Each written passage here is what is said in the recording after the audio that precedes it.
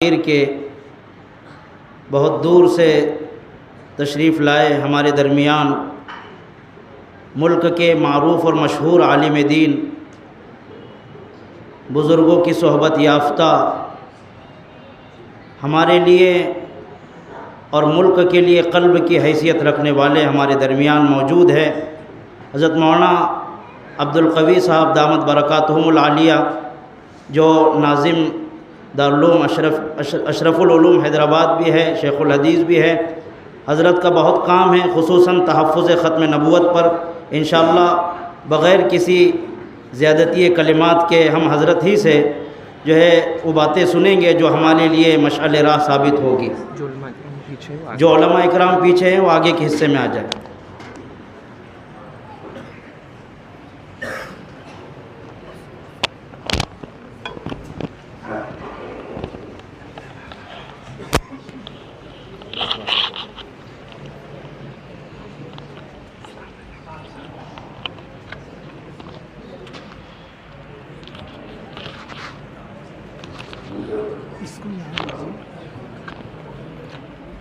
بسم اللہ الرحمن الرحیم۔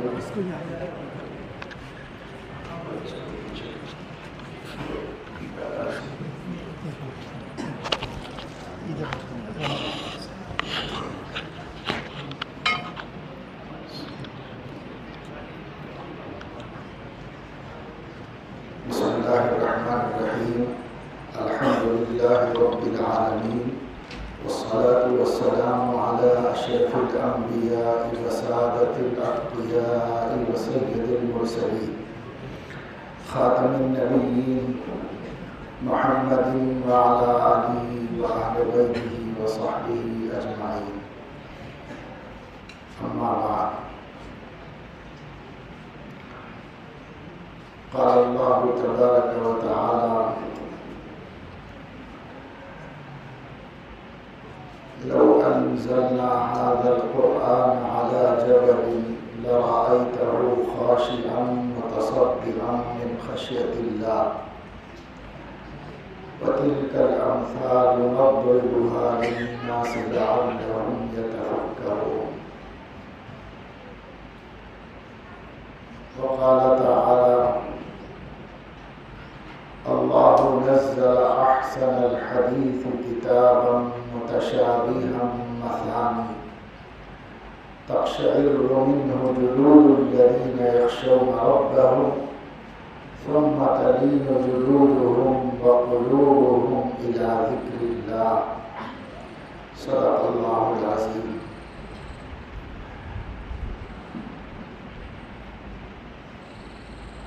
اس مدرسے میں زیر تعلیم 28 طلباء نے قرآن مجید کے حفظ کے سلسلے کو مکمل کیا ہے، اور یہ خوشی اور خوش نصیبی کی بات ہے۔ قرآن مجید کی ایک آیت بھی اگر کسی کے سینے میں محفوظ ہے تو وہ شخص سعادت مند ہے، محرومی سے محفوظ ہے۔ اللہ کے نبی صلی اللہ علیہ وسلم نے ارشاد فرمایا: جس سینے میں کچھ بھی قرآن نہ ہو وہ سینہ ویران ہے۔ ان الذی لیس فی قلبہ لیس فی جوفہ شیء من القرآن کالبیت الخرب۔ قرآن کا ایک حصہ، کچھ قرآن ایک آیت، اگر ایک آیت بھی ہے تو وہ برباد اور ویران لوگوں میں سے نہیں ہے، بلکہ اس کا سینہ آباد ہے۔ ہمیں قرآن مجید کی مکمل آیتیں اور مکمل صورتیں محفوظ کرنے کی سعادت ملی ہے تو یہ اللہ تعالیٰ کی معمول معمولی نعمت ہے، یہ غیر معمولی نعمت ہے۔ ایک بزرگ دارالعلوم ندوۃ العلماء میں شیخ الحدیث ہیں، حضرت مولانا زکریا صاحب سنبھلی دامت برکاتہ، ابھی بھی ہیں، پڑھاتے ہیں۔ ایک موقع پر انہوں نے فرمایا کہ لوگوں کا حال یہ ہے کہ اگر پتہ چل جائے کہ کوئی عورت سبزی کاٹ رہی تھی، اس میں اللہ تعالیٰ کا نام جیسا لکھا ہوا نظر آیا تو اس کے گھر میں بھیڑ لگ جاتی ہے زیارت کرنے والوں۔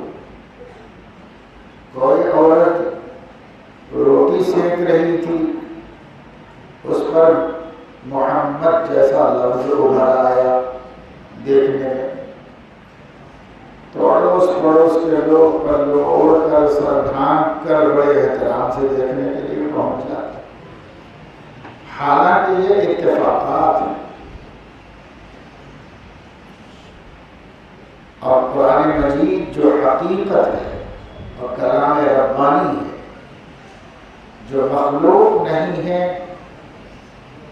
بلکہ صفات باری تعالیٰ میں سے ہے، اس کے ایک ایک حرف کو اگر کوئی طالب علم اپنے سینے میں محفوظ کر لیتا ہے تو نہ خاندان والوں کو خیال آتا ہے کہ اس کی تعظیم و تقریم و تہنیت و تبلیغ کا کوئی کام کریں، اور نہ اڑوس پڑوس کو کسی کو سمجھ میں آتا ہے کہ اس بچے کو کتنی بڑی دولت ملی۔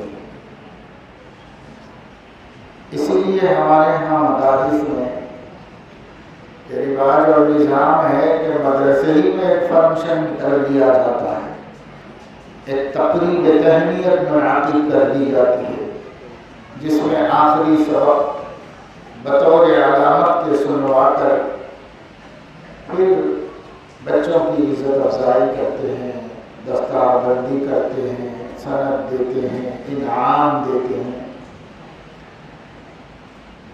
کیونکہ امید نہیں کہ زمانہ اس کی قدر کرے گا، کیونکہ اب زمانے کو قرآن کی کوئی قدر نہیں۔ کسی کو پتہ چلے کہ ان کے خاندان میں ایک لڑکا یا لڑکی اس نے میڈیسن کمپلیٹ کر لیا ہے تو اس کی دعوتیں ہوں گی، تقریبات ہوں گی، تحفے ملیں گے، انعامات ملیں گے، ہدیے آئیں گے اس کے لیے۔ پتہ چلے کہ ایک لڑکا نے انجینئرنگ مکمل کر لی ہے، اس کو خاندان سے، چچا سے، خالہ سے، پھوپھی سے انعامات ملیں گے، گفٹ آئیں گے، ہدایہ آئیں گے۔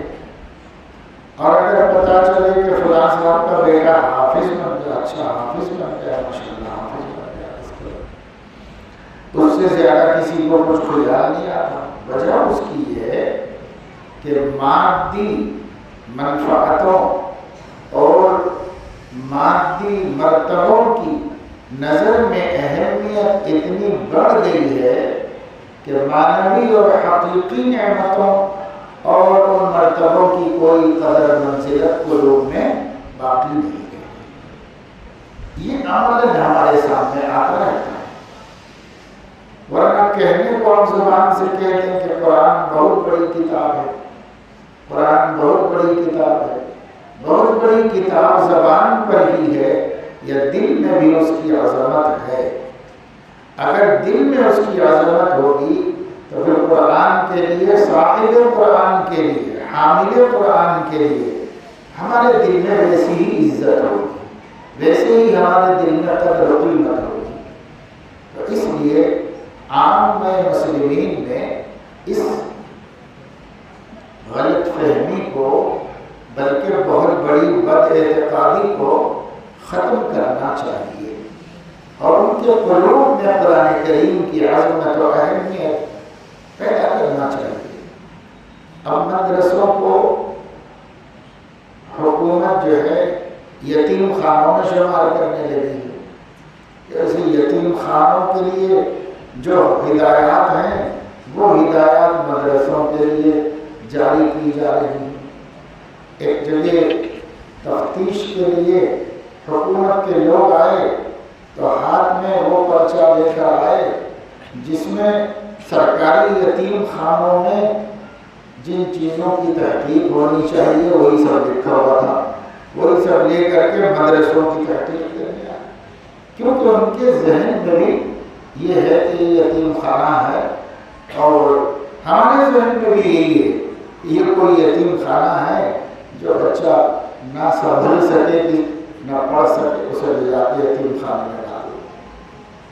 لیکن اللہ رب العزت کا یہ نظام ہے تکوینی کہ وہی ادھر ادھر سے پکڑ کے لا کر یا کہیں نہ چلنے والوں کو جو مدرسے میں ڈالا جاتا ہے تو اللہ تعالیٰ ان کو قیمتی ہیرا بنا دیتے ہیں، اور پھر وہی مسلمانوں کے سر کے تاج، مسجد کے امام، ممبر کے خطیب اور امت کے جو ہے رہنما اور داعی بن جاتے ہیں۔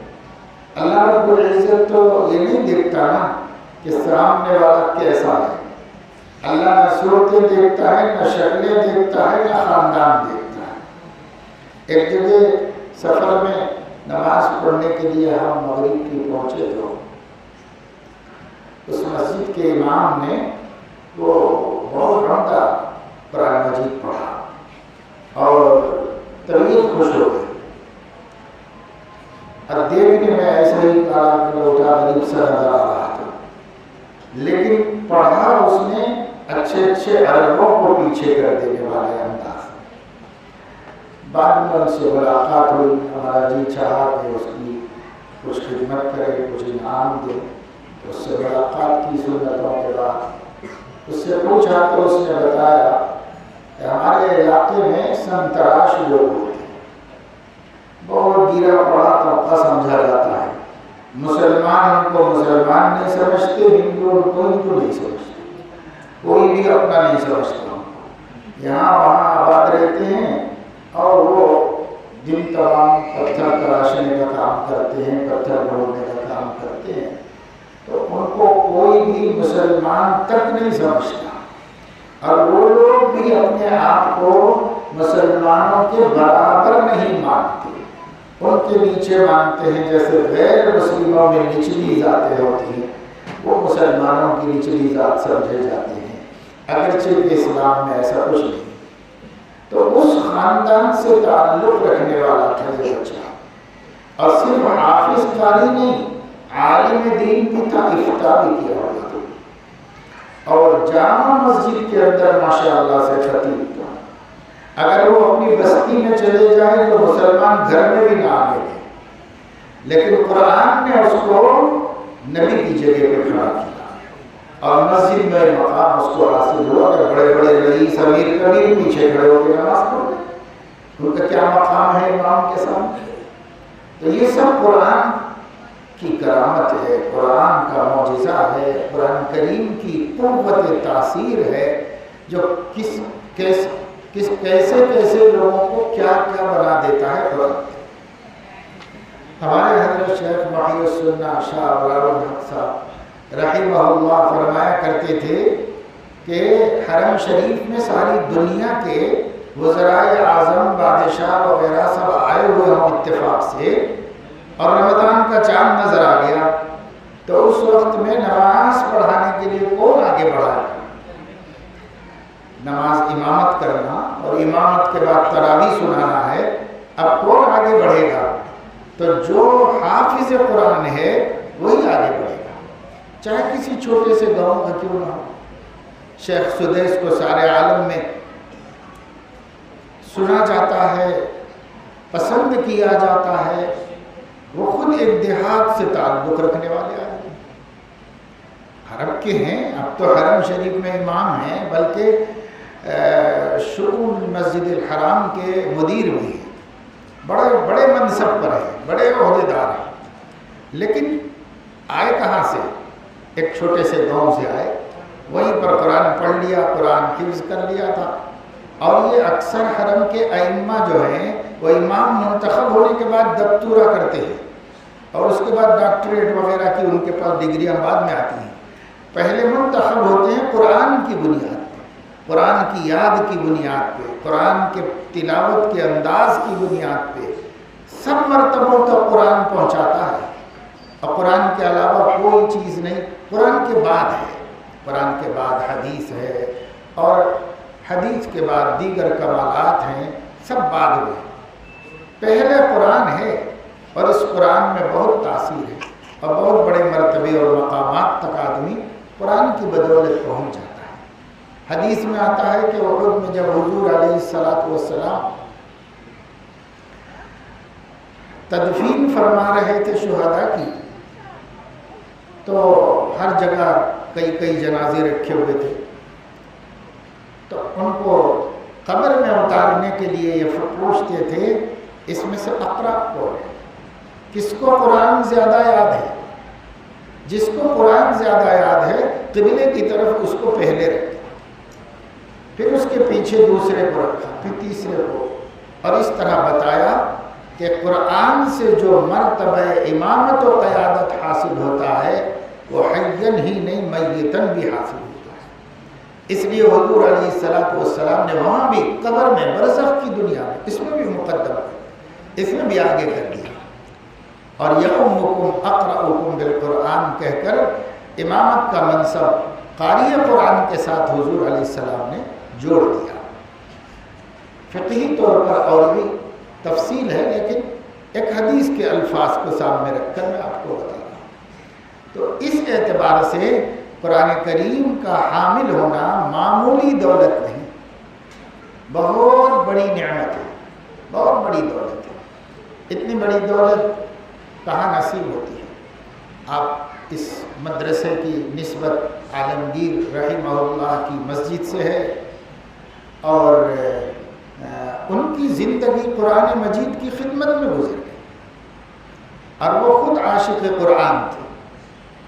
تو قرآن مجید بادشاہوں کو بھی عزت دینے والی کتاب ہے اور بادشاہوں کو وہ مقام نہیں ملا دینی اعتبار سے کہ مسلمانوں کے قلوب میں ان کی جگہ بنی ہو. کیسے بادشاہ 600 سال تک گزرے ہندوستان میں، مغل تاجدار، بڑے بڑے حکمران، بڑے بڑے کر و فر والے، لیکن تاریخ میں محفوظ ہوگا ان کا ذکر زبانوں پر تو نہیں، قلوب میں تو نہیں ہے.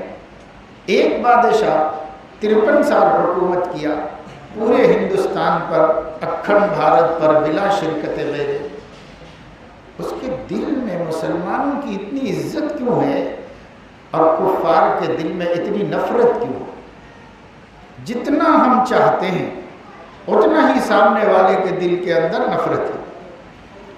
ہم جتنا ان کا ذکر کرنا چاہتے ہیں وہ اتنا ان کے نام سے ڈرتے ہیں اور بچتے ہیں.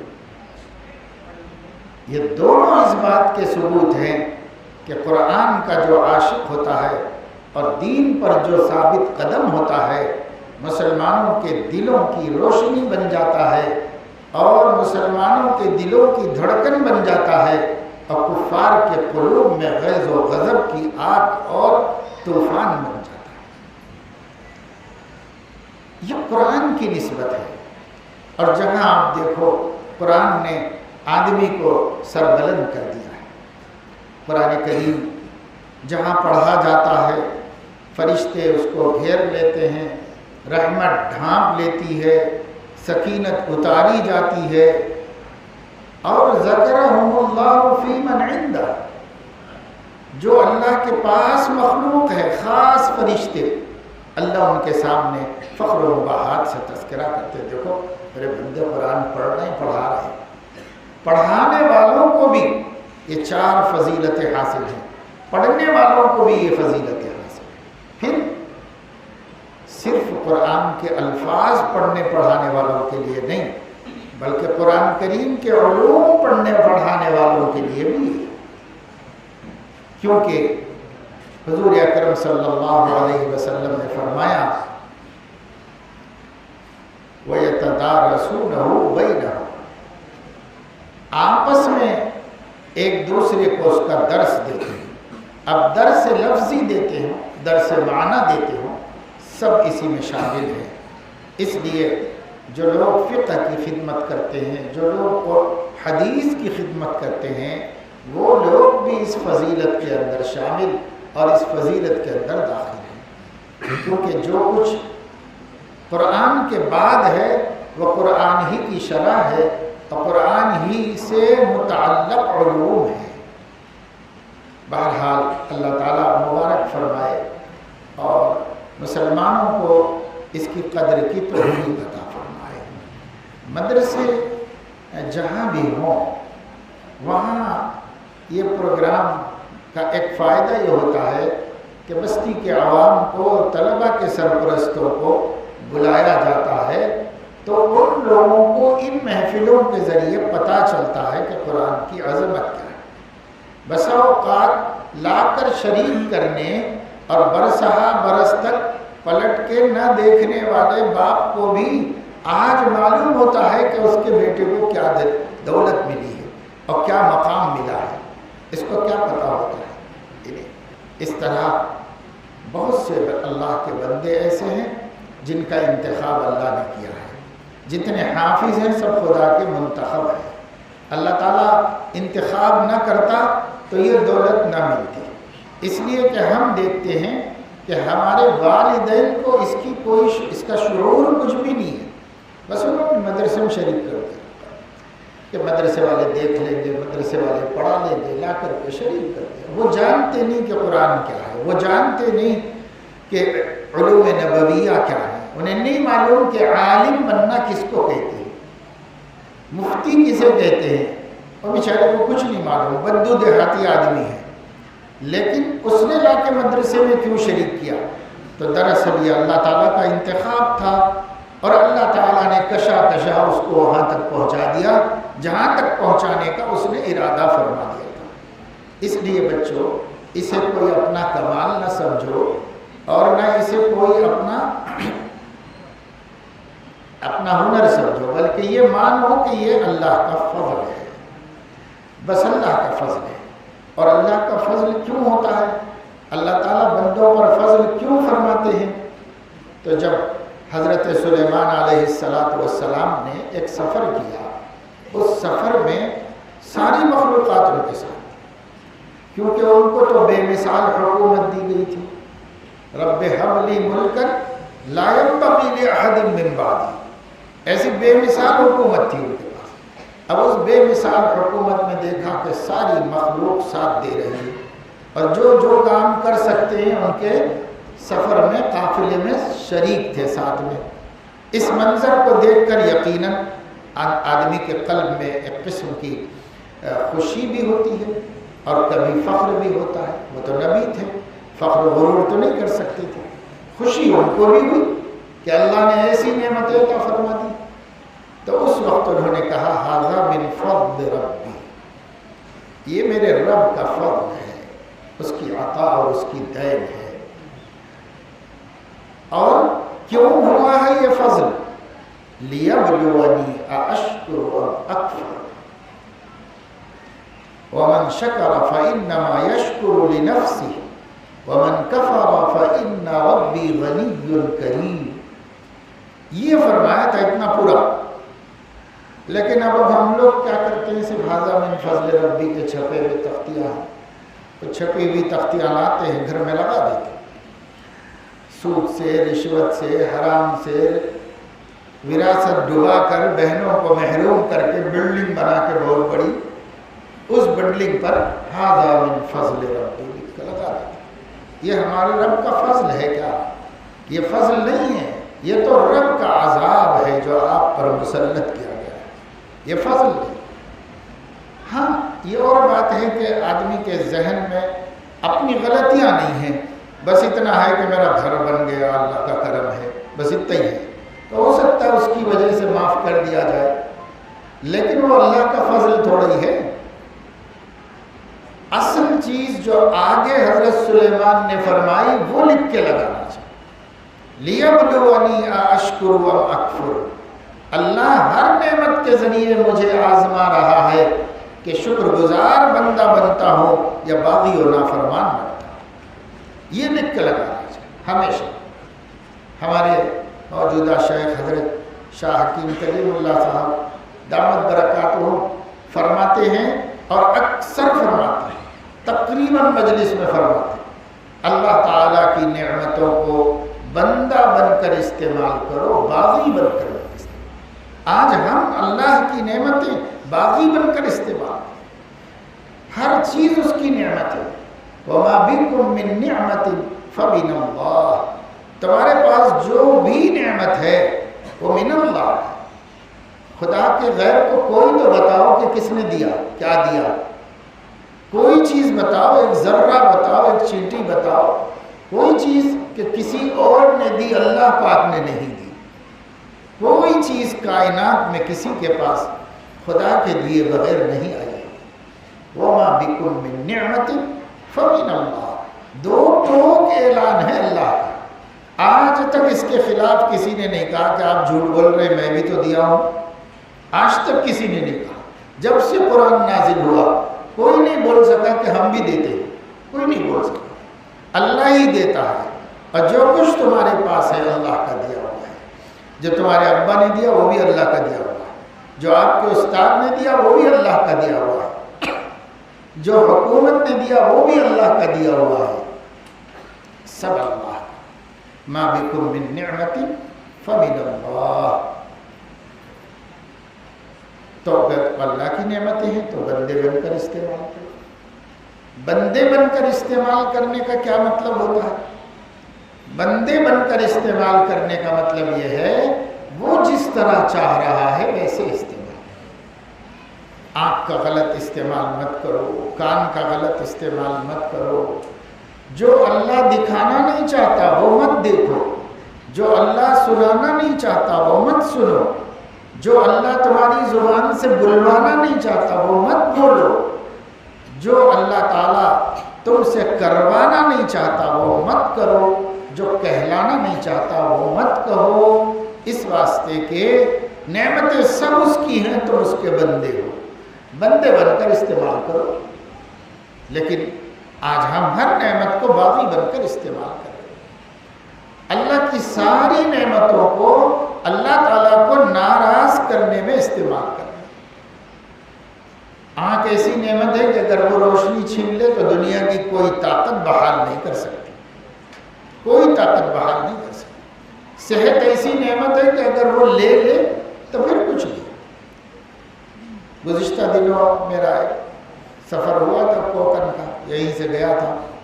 ہمارے مولانا ابرار الحق صاحب سے بھی ملاقات ہوئی تھی پونا میں. پھر ہم آگے چلے گئے تھے اور آگے گئے. ایک بڑے عالم دین، بڑے مجاہد کبیر، ان کے گھر پر کھانا تھا. تو ان کے چھوٹے بیٹے نے، جو پیروں سے کچھ معذور تھا بچہ، اس نے میرے بازو بیٹھ کر بڑی محبت سے خلوص سے کہا کہ حضرت میرے لیے دعا کیجئے. 10 برس تک تو بستر پہ پڑا ہوا تھا میں، اور 15 آپریشن ہوئے ہیں، 350 ٹانکے جسم میں لگے ہوئے ہیں، اور اب ذرا چلنے پھرنے اپنے آپ سے کچھ کرنے کے قابل ہوا ہوں. تو مدرسے میں شعبہ حفظ میں پڑھا رہا ہوں اور 6 پارے روزانہ خود تلاوت کرتا ہوں. تو بہرحال بڑی خوشی ہوئی کہ ایک تو صحت نہ ہونے کے باوجود حوصلے بلند ہیں. اللہ کا شکر ہے، اللہ کی معرفت ہے، قرآن سینے میں محفوظ ہے. قرآن خود پڑھتے ہیں 6 پارے روزانہ، اور درسگاہ میں بیٹھ کے دن بھر بچوں کو پڑھاتے ہیں. اور جوان بچہ ہے، ابھی تو نکاح بھی نہیں ہوا، ابھی تو خود سنبھل نہیں پایا صحت کے اعتبار سے. تو یہ سب کچھ سے خوشی ہوئی، لیکن عبرت بھی ہوئی کہ صحت اللہ کی کتنی بڑی نعمت ہے. جن لوگوں کو شروع سے صحت میسر ہے، بچپن سے اللہ صحت مند رکھا ہوا ہے، جوانی میں منتقل ہوئے تو صحت لے کے، بڑھاپے میں آئے تو صحت کے ساتھ. یہ لوگ کتنا کام کر رہے. کتنے لوگوں سے پوچھو تو آدھا پارا روزانہ نہیں پڑھ رہے، صحت مند ہے سر سے لے کے پیر تک. کئی کئی مہینے قرآن نہیں پڑھنے والے محلے میں سروے کرو مل جائے گا، مہینوں سال بھر کبھی قرآن پڑھا ہی نہیں، ہاتھ ہی نہیں لگایا، دیکھا ہی نہیں قرآن، جبکہ نبی نے فرمایا لا تدع قراءۃ القرآن علی کل حال، کسی حال میں قرآن کی قرأت ناغہ نہیں ہونا چاہیے، قرآن برابر پڑھتے ہو، برابر پڑھتے ہو، وہ پڑھنے کے لیے اتارا گیا ہے، وہ سمجھنے کے لیے اتارا گیا ہے، وہ عمل کرنے کے لیے اتارا گیا ہے، وہ پیغام رب ہے، وہ بندوں کے نام اللہ کا میسیج ہے، بندے جانیں گے نہیں، پڑھیں گے نہیں تو فائدہ کیا ہے اس کے اتارنے سے۔ آج چونکہ ایک خواص کا ماحول ہے اور مدرسے کی محفل ہے، اس لیے عرض کرتا ہوں کہ جو لوگ قرآن پڑھا رہے ہیں وہ بھی پڑھ نہیں رہے ہیں، خود عبادت کے طور پر نہیں پڑھ رہے ہیں، بس وہ جتنا درجے میں کام ہو جاتا ہے وہ اسی میں سننا سنانا ہو جاتا ہے، لیکن قرآن پڑھنا ایک فضیلت ہے، شرف ہے، واجب حکم ہے اللہ کا، اس لیے تلاوت کرنے کا کوئی وقت مقرر ہو، روزانہ تلاوت ہوتی ہو پابندی سے، ایسا نہیں۔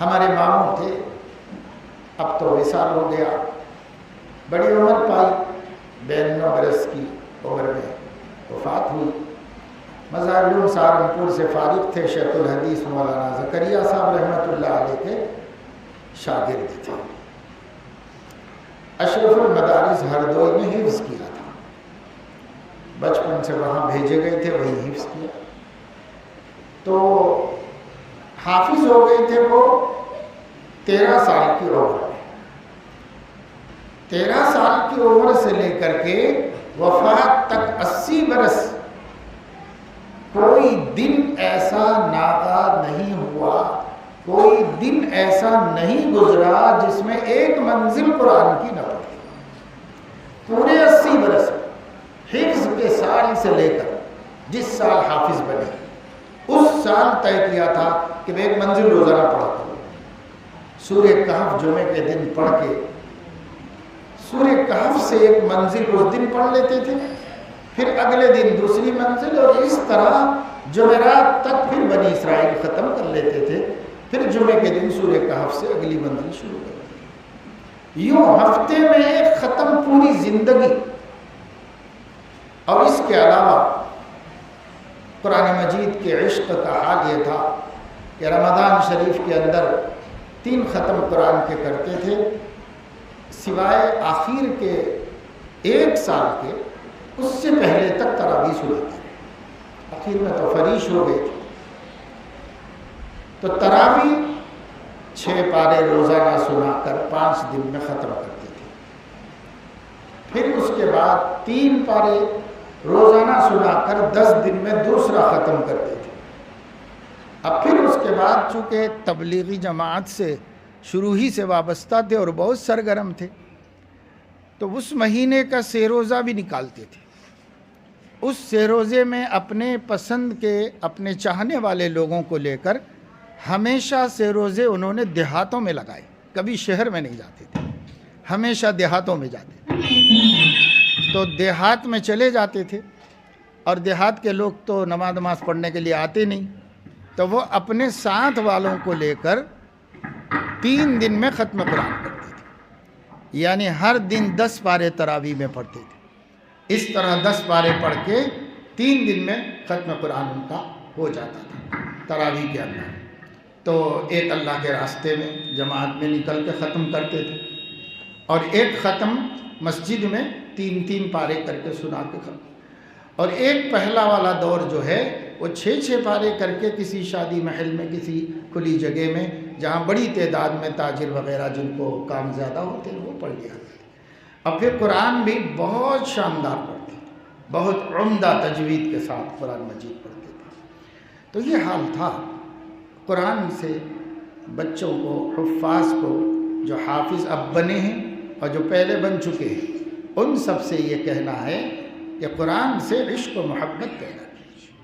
قرآن ایسی کتاب ہے کہ اس کے لیے حضور علیہ السلام نے کتنی محبت مانگی، ایک دعائیہ جملے سے آپ اندازہ کرو کہ حضور علیہ السلام نے قرآن کی محبت مانگی، وَتُخَلِّطَهُ بِلَحْمِي وَدَمِي، قرآن کی محبت کو میرے گوشت کے نسوں میں اور میرے خون کے قطروں میں داخل کر دیجئے، ایسی محبت دے دیجئے۔ ان تجعل القرآن العظیم ربیع قلبی، قرآن عظیم کو میرے دل کی بہار بنا دیجئے، میرے فکروں کا حل بنا دیجئے، میری غموں کا مداوا بنا دیجئے، سب کچھ قرآن کو بنا دیجئے۔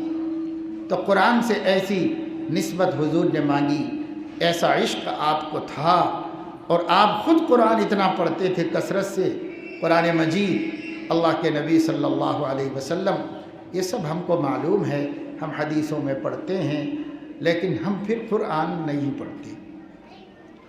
اور بخاری شریف میں فضائل القرآن میں یہ بھی ہے کہ حضور علیہ السلام نے فرمایا کہ قرآن کی نگرانی کرو، باب تعاہد القرآن، قرآن کی نگرانی کا باب قائم کیا۔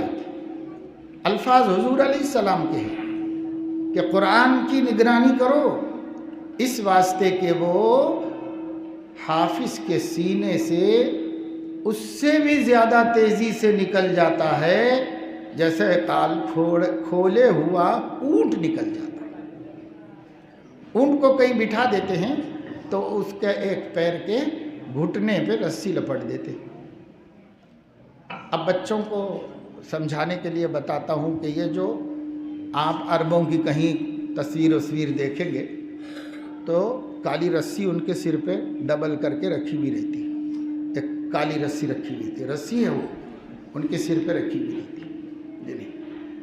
وہ ڈبل رسی کیا ہوتی ہے ان کے سر کے اوپر، اس کو وہ لوگ قومی علامت کے طور پر رکھتے ہیں، وہ کوئی پگڑی وگڑی نہیں ہے، اسے وہ اپنی قومی عربی علامت کے طور پر اس کو رکھتے ہیں۔ بلکہ وہ یہ کہتے ہیں کہ بھائی یہ جو ہمارا رومال ہے اور ہمارا عقال ہے یہ کوئی اور استعمال نہ کرے، خاص ہماری عربوں کی نشانی ہے، ہماری علامت ہے، دوسروں کے اوپر دیکھ کے ان کو تکلیف ہوتی ہے، جلن ہوتی ہے۔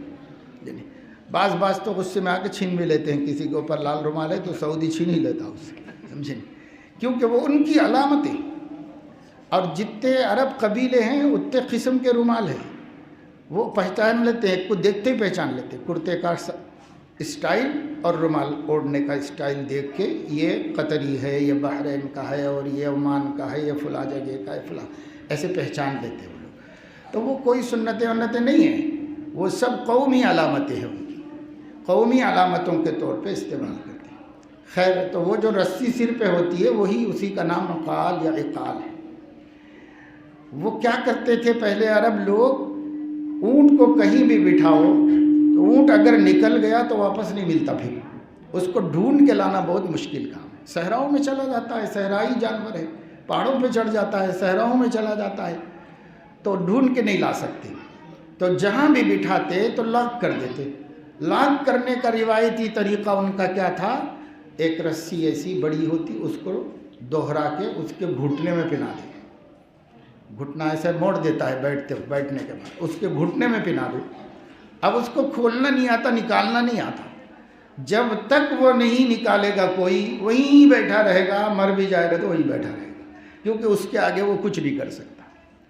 اور جیسے ہی کوئی آ کر اس کی وہ رسی کھولے، تو اب رسی کھولے تو ان کے کام کی چیز ہے، ادھر ادھر رکھے گے تو کھو جا سکتی ہے، تو اس کا بہتر طریقہ سر پہ رکھ لینا ہے، سمجھے نا، جیسے بڑے ہی پنسل رکھ لیتا ہے نا، ایسے کان میں پنسل، ایسے وہ لوگ اس کو نکال کے سر پہ رکھ لیتے، لہذا نہ صحرا میں ڈھونڈنا پڑے نہ گھر پہ غائب ہو جائے، اس لیے محفوظ رکھ لیتے ہیں۔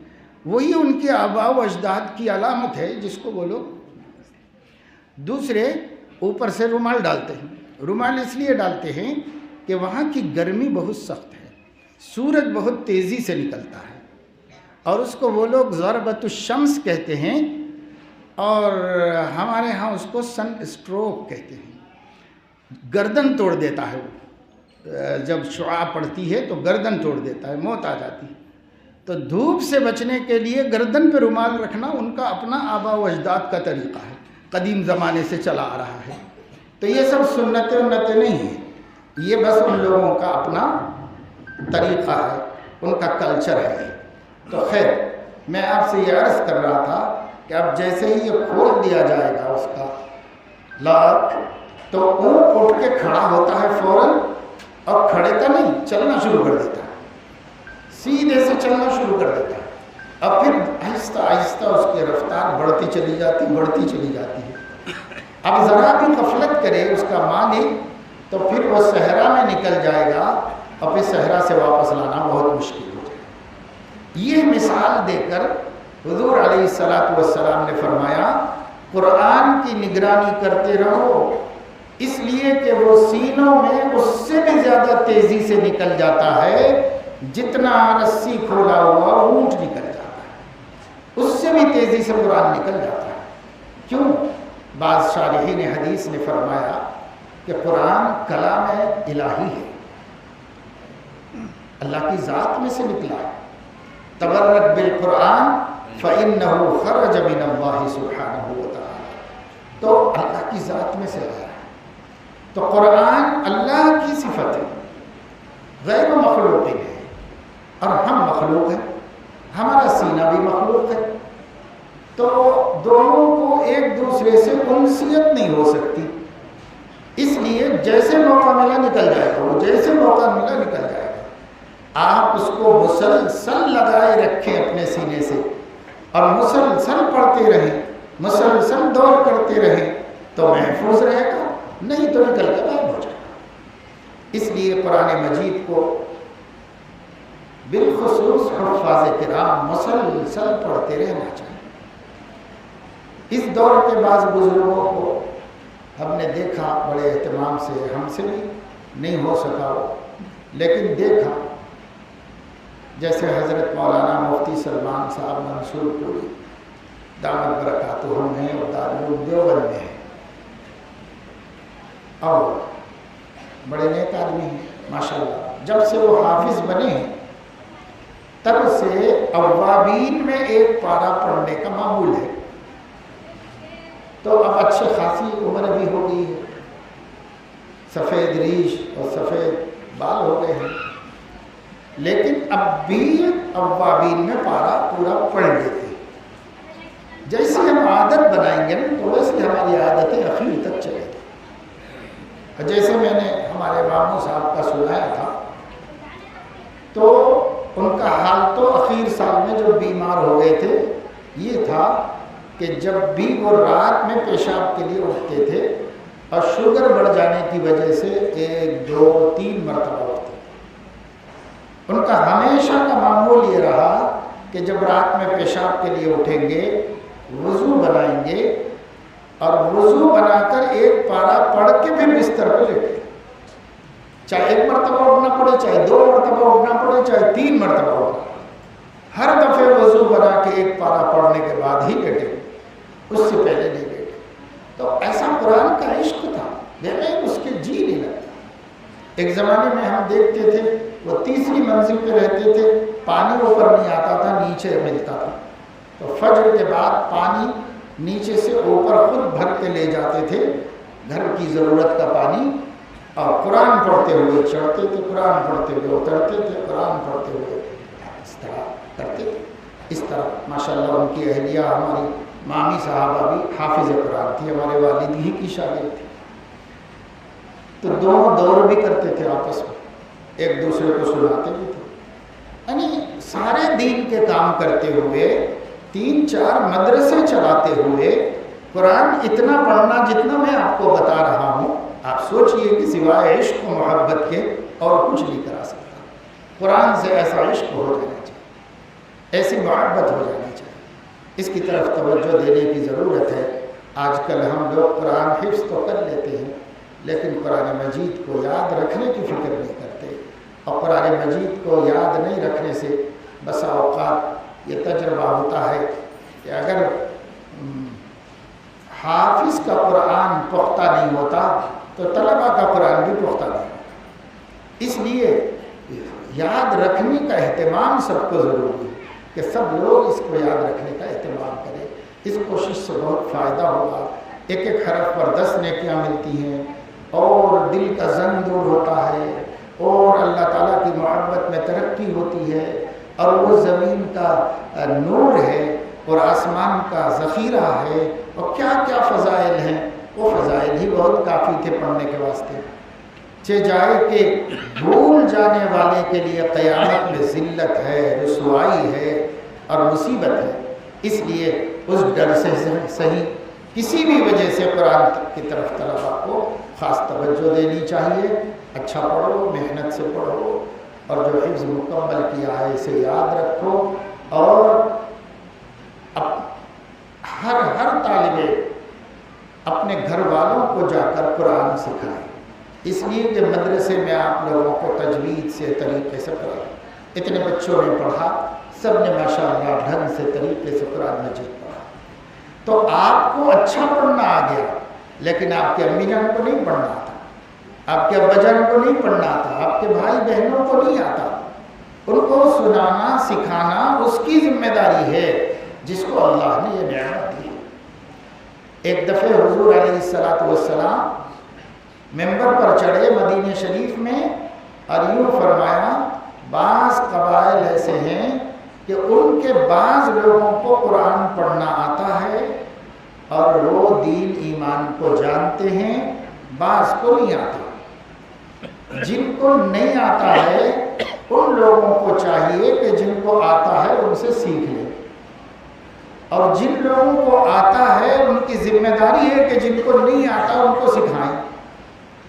اگر ایسا نہیں کرو گے تو میں اسی دنیا میں اللہ کا عذاب تمہارے اوپر اتاروں گا۔ اسی دنیا میں صحابہ کے بارے میں فرمایا۔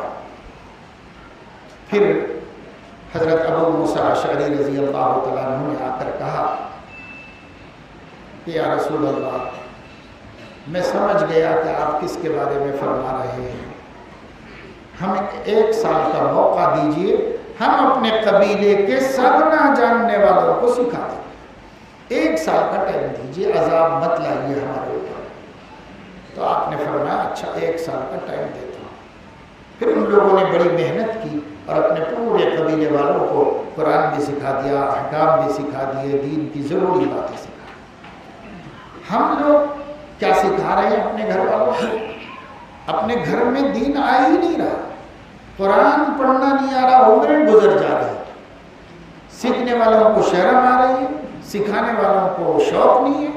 نتیجہ یہ ہو رہا ہے کہ بڑی بڑی عمریں گزر گئی قرآن سے۔ کئی جگہوں پر تو ایسا دیکھنے کو ملا کہ صاحب 300 500 بچے مدرسے میں حفظ کر رہے ہیں، مدرسے کی کمیٹی والوں کو قرآن پڑھنا نہیں آتا، اتنے بچوں کو پڑھا کے آخرت بنا رہے ہیں، ثواب حاصل کر رہے ہیں، اللہ کو راضی کر رہے ہیں، قوم میں قرآن پھیلا رہے ہیں، سب کچھ یہ تو ملے گا اجر، اس سے تو اللہ خوش ہوں گے، اس کا ثواب ضرور ملے گا، لیکن جب حساب ہوگا تو آپ کو پڑھنا آتا تھا، اس کا حساب پہلے ہوگا۔ اس لیے اپنے پڑھنے کی فکر بالکل نہیں، سارے سماج کو مکاتب کے ذریعے سے قرآن صحیح پڑھنے کا انتظام کر دینا چاہیے، اور جو لوگ مسجدوں کے ذمہ دار ہیں، جو لوگ مدرسوں کے ذمہ دار ہیں، اللہ تعالیٰ نے توفیق دی تو بہت اچھی بات ہے، ماشاءاللہ ایسے بھی ہیں جو خود بہترین قرآن پڑھنے والے ہیں۔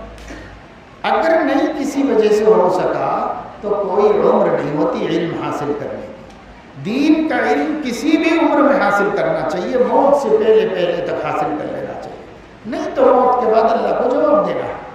اس لیے اس کی جانب توجہ سب کو دینا چاہیے، مدرسے کے ذریعے پوری بستی میں شعور بیدار کرانا چاہیے، ہر مسلمان قرآن صحیح پڑھنا سیکھ لے۔ کتنے ہیں، میں ایک واقعہ سنا کر بات ختم کرتا ہوں۔ حضرت محی السنہ رحمۃ اللہ علیہ نے فرمایا کہ میں نے ہردوئی کی عیدگاہ میں، اب ان کا موضوع یہی تھا، وہ جہاں بھی جاتے تھے قرآن کریم ہی کی بات کرتے تھے، عید ہو کہ بقرعید، بات قرآن کی ہی کرتے تھے، وہ قرآن صحیح پڑھنا سیکھو اور نماز صحیح پڑھنا سیکھو، یہی کہتے تھے۔ تو خیر وہاں حضرت نے عیدگاہ میں لوگوں کو نصیحتیں کی، اس میں قرآن صحیح پڑھنے کی بھی ترغیب، کیونکہ عیدگاہ میں اطراف اکناف کے تمام دیہاتوں کے لوگ آتے تھے، تاکہ دیہاتی لوگوں کی بھی سمجھ میں آ جائے، تو ان کو تاکید فرمائی۔ تو حضرت خود فرمایا کرتے تھے کہ میں جب واپس نماز کے بعد جا رہا تھا تو ایک صاحب مجھ سے ملے، کہنے لگے کہ مولانا صاحب آپ نے تو کہا قرآن سیکھنا ضروری ہے، تو ہمیں کون سکھائے گا؟ ہمارے گاؤں میں تو کوئی امام صاحب نہیں ہے، ہمارے گاؤں میں مسجد بھی نہیں ہے، ہمیں کون سکھائے گا؟ تو پوچھا کیا کرتے ہو؟ تو انہوں نے کہا کہ درزی ہے، ٹیلر۔ تو سامان وامان لینے یہاں آتے ہو شہر میں؟ تو بولے ہاں ہفتے میں ایک دن آتا ہوں۔ تو جب آتے ہو تو مدرسہ بھی آ جایا کرو، تمہارے کام ختم ہونے کے بعد تھوڑی دیر کے لیے آؤ، صرف آدھے گھنٹے کے لیے، انشاءاللہ فوراً آپ کو سبق دے دے کے بھجا دیں۔ تو ان کے سمجھ میں آ گیا کہ آسان طریقہ ہے۔ تو وہ ہر ہفتہ آتے تھے، ویسے سائیکل لے کے مدرسہ پہنچ جاتے تھے۔ حضرت نے بتا رکھا تھا کہ یہ شخص جب بھی آئے پہلے ان کو سبق دے کے چھٹی دے، تاکہ واپس گاؤں جانا ہے تو وہ کسی کو بھی پکڑ لیتے تھے، ان کا سبق ہو جاتا تھا، سبق لے کے چلے جاتے۔ نظر آتے رہے، سال بھر تک دکھتے رہے، پھر ایک سال گزر گیا، پھر کافی دنوں تک نظر نہیں آئے، اس کے بعد پھر دکھے۔ تو حضرت نے پوچھا کیا ہوا جی، تم پڑھنا چھوڑ دی؟ تو کہنے لگے نہیں حضرت، پڑھنا نہیں چھوڑا، قرآن ختم ہو گیا میرا، اب گاؤں والوں کو پڑھاتا ہوں۔ اچھا وہ کیسے؟ تو کہا کہ یہاں جو سبق دے دیتے تھے استاد جی، یہ سبق میں یاد کرنے کے لیے بیوی کو یاد کراتا تھا جا، تو بیوی کو میں سنا لیتا تھا، وہ مجھے جب قاعدہ ختم ہو گیا تو پارا شروع ہو گیا، پارے کے 2-4 صورتیں تو یہاں پر پڑھا، اس کے بعد وہاں جا کر میں بیوی سے سبق لے لیتا تھا، بیوی میرے سے سبق لے لیتی۔ اس طریقے سے ہم دونوں نے پڑھ لیا ہے، اور ہم دونوں کے پڑھنے کا فائدہ یہ ہوا کہ اب مجھے بھی قرآن پڑھنا آتا ہے، میری بیوی کو بھی آتا ہے، حافظ جی کو بلا کے سنا لیا ہوں میں، ہم دونوں کو بھی صحیح پڑھنا آ گیا ہے۔ تو اب گاؤں اور اطراف کی بیٹیوں کو ہماری اہلیہ پڑھا رہی ہیں، اور میں گاؤں کے مردوں کو پڑھا رہا ہوں، تو ماشاءاللہ وہ مدرس بن گئے، معلمہ بن گئی۔ تو دیکھو ایک آدمی کو سمجھ میں آ گئی بات، تو باوجود دور ہونے کے، غریب ہونے کے، مسجد بھی نہیں ہے، معلم بھی نہیں ہے، کوئی بھی نہیں ہے، کہیں بھی جا کے لے کے آیا علم، اور علم خود ہی نہیں رکھا بلکہ اپنے گاؤں والوں کو بھی بانٹنا شروع کر دیا، تقسیم کرنا شروع کر دیا۔ آج لوگ کہتے ہیں مکتب قائم کر رہے، مولانا مکتب قائم کرنا چاہ رہے ہیں مگر معلم نہیں مل رہا۔ ارے معلم کیوں نہیں مل رہا؟ یہ ماسٹر صاحب بھی معلم ہونا چاہیے، یہ لیکچرر صاحب بھی معلم ہونا چاہیے مکتب کے، اور یہ پولیس مین بھی، اس کو بھی، یہ مسلمان ہے تو اس کو بھی معلم بناؤ، اور یہ کام کرنے والے ملازم کو بناؤ، اور یہ گیٹ کیپر کو بھی بناؤ، یہ بھی معلم ہے، اور اس کو معلم کیا ہے بھائی؟ معلم وہ ہے جس کو قرآن صحیح پڑھنا آتا ہو، دوسرے کو پڑھا دے، بس ایسا معلم سب کو بناؤ۔ شولاپور میں، مہاراشٹر ہی میں شولاپور ہے، شولاپور میں ایک مرتبہ میں مکتب کے جلسے میں گیا تو انعامات مل رہے تھے، تو یہ خط کا بچہ بھی، یہ 10 سال کا، 12 سال کا، 14 سال کا، پھر 20 سال کے، 25 سال کے، ایسے بھی لوگ لے رہے تھے۔ ایک صاحب لیے تو مولانا نے مجھے بتایا کہ یہ پولیس کانسٹیبل ہیں اور فلاں ہمارے محلے کے مکتب کے معلم بھی ہیں جی، اور خود پڑھ لیا ہے، اب ہم نے کہا پڑھانا پڑے گا، تو وہ بیٹھ گئے ہیں، پڑھا رہے ہیں بچوں کو۔ تو معلم کہاں سے ملتے ہیں بھائی؟ معلم تو ملیں گے نہیں، معلم بناؤ، ہر ایک کو معلم بناؤ، اس کو بٹھا دو کہ بھائی آپ کو ہم پڑھا دیں گے، اور آپ ہمیں پیسے دینے کی ضرورت نہیں ہے، ٹائم دو 1 گھنٹہ، ہم جہاں بٹھا دیں وہاں بیٹھ کے بچوں کو پڑھاؤ، ایسے پڑھائیں۔ اسی طرح عورتوں کو تیار کریں، اپنے ہی گھر کی، اپنی بیوی کو تیار کرو، اسے معلمہ بنا دو، بہن کو معلمہ بنا دو، اماں کو تیار کرو، معلمہ بنا دو۔ اس وقت میں مکاتب کے بغیر ملت اسلامیہ ہندیہ کا ایمان خطرے میں ہے۔ اگر مکتب والا سسٹم مضبوط ہوگا تو دنیا کی اور ہمارے ملک کی کوئی بھی برا چاہنے والی طاقت اس ملک کے بچوں کو مرتد نہیں کر سکے گی، بشرطے کہ ہر جگہ مکتب سسٹمیٹک چلتا ہو، طریقے سے چلتا ہو۔ اب معلمین آسمان سے نہیں آئیں گے، فرشتے نہیں آئیں گے پڑھانے کے لیے، پکڑو ایک ایک کو اور اس کو بناؤ۔ دکان کب کھولتے ہو؟ 8 بجے کھولتا ہوں، تو بھائی 9 بجے کھول لیا کرو، مگر 1 گھنٹہ پڑھانا پڑے گا۔ تو اس کو سکھاؤ، جو سیکھے ہوئے ہیں سب کو بٹھاؤ پڑھانے کے واسطے، انشاءاللہ خوشی سے کریں گے کام۔ اگر ترغیب دی جائے گی، ضرورت سمجھائی جائے گی تو اللہ تعالیٰ اپنے فضل و کرم سے توفیق عمل نصیب فرمائے۔ آپ کے اس مدرسے میں آ کر اتنی بڑی تعداد طلباء کی یہاں تعلیم حاصل کر رہی ہے، اور ماشاءاللہ حفظ قرآن سے لے کر کے حدیث شریف تک بھی یہاں کلاسز چل رہی ہیں، علماء سے ملاقات ہوئی، بڑی خوشی ہوئی، آپ لوگوں کو دیکھ کر بھی خوشی ہوئی کہ یہ باغ و بہار ہی ہے جس سے دنیا کے سینوں میں جلن اٹھ رہی ہے، انشاءاللہ ان کے سینوں کی جلن ہی کا یہ سبب بنے گی، اور دشمن کی موت کا سبب بھی یہی سرگرمیاں بنیں گی انشاءاللہ۔ آپ لوگ لگے رہیں، اس کو بڑی ذمہ داری کے ساتھ کریں، احساس کمتری میں مبتلا نہ ہوں، نہ طلباء نہ اساتذہ۔ ہم جس منصب پر ہیں کسی اور کو اللہ نے اتنا بڑا منصب نہیں دیا ہے، اس لیے ہم اپنے منصب کی عزت کرتے ہوئے، قدر کرتے ہوئے پڑھنے پڑھانے میں مشغول رہیں انشاءاللہ تعالی۔ اللہ پاک انہی خاموش سرگرمیوں سے اسلام کی حفاظت کا سامان فرمائے گا۔ اللہ تعالیٰ مجھے آپ کو سب کو توفیق عمل نصیب فرمائے، آمین۔ وآخر دعوانا ان الحمدللہ رب العالمین۔ اللہم صل وسلم وبارک علی سیدنا محمد عبدک ورسولک، وصل علی المؤمنین والمؤمنات والمسلمین والمسلمات، یا رب لک الحمد کما ینبغی لجلال وجہک وعظیم سلطانک ووسیع غفرانک۔ اے اللہ اپنے کرم سے ہمارے گناہوں کو معاف فرما، ہماری خطاؤں لغزشوں کو درگزر فرما، ہم سب کو صراط مستقیم پر استقامت نصیب فرما۔ مولا کریم کرم کا، رحم کا، عفو کا، عافیت کا اور نصرت کا معاملہ فرما۔ اے مولا کریم ان طلباء کو جنہوں نے قرآن مجید کا حفظ مکمل کیا ہے، ان کو اپنے فضل و کرم سے عمر بھر قرآن مجید کی حفاظت کرنے کی توفیق نصیب فرما، اور قرآن مجید کی خدمت کرنے کی توفیق نصیب فرما، اور قرآن مجید کے علوم کو حاصل کرنے کے لیے مزید اگلی جماعتوں میں تعلیم حاصل کرنے کا ارادہ کرنے کی توفیق نصیب فرما۔ اے اللہ اپنے فضل و کرم سے جتنے طلباء پڑھ رہے ہیں سب کا شرح صدر فرما، حافظے میں برکت نصیب فرما، موانع سے ان کی حفاظت فرما، ان کے والدین کے لیے رزق کی برکت کو مقدر فرما۔ اے اللہ صحت و سلامتی مقدر فرما۔ اے اللہ اپنے فضل و کرم سے اساتذہ کرام، معاونین کرام، مدرسے کے سرپرستان سب کی صحت میں، عمر میں برکت نصیب فرما۔ اے اللہ اپنے فضل و کرم سے ان سب کی خدمات کو شرف قبول عطا فرما۔ اے اللہ اپنے فضل سے اس وقت اس مجلس میں جتنے لوگ حاضر ہیں، قرآن مجید کے اختتام کی برکت سے سب کے جائز مقاصد کی تکمیل فرما، جملہ پریشانیوں کو اپنے کرم سے دور فرما۔ اے مولا کریم ہماری دعاؤں کو اپنے کرم سے قبول فرما۔ وصلی اللہ تعالی علی خیر خلقہ سیدنا و حبیبنا محمد وعلی آلہ واہل بیتہ وصحبہ اجمعین۔ سبحان ربک رب العزت عما یصفون، سلام علی المرسلین والحمد للہ۔